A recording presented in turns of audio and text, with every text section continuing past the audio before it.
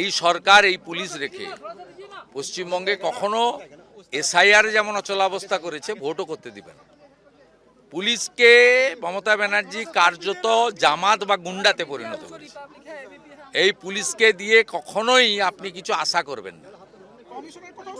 আপনি 48 ঘন্টা পরে ফরেন্সিক করতে এসছে, কাউকে অ্যারেস্ট করবে না। আর আমাদের লোকজন খুব অনেস্ট, তারা কারোর নামে অভিযোগ করেনি, দুষ্কৃতকারী লিখেছে, চোখে দেখেনি তো।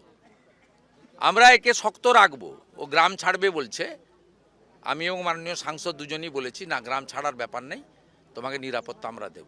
সব ভারতীয় জনতা পার্টির দায়িত্ব। বিজেপি করতে গিয়ে তার এই অবস্থা হয়েছে। বিজেপি পুরো রেসপন্সিবিলিটি, যেটা আমাদের করার মধ্যে আছে, আসামি খোঁজার কাজ তো আমাদের নয়, পুলিশের, বাকিটা আমরা সবটাই করব, কমিট করে গেলাম।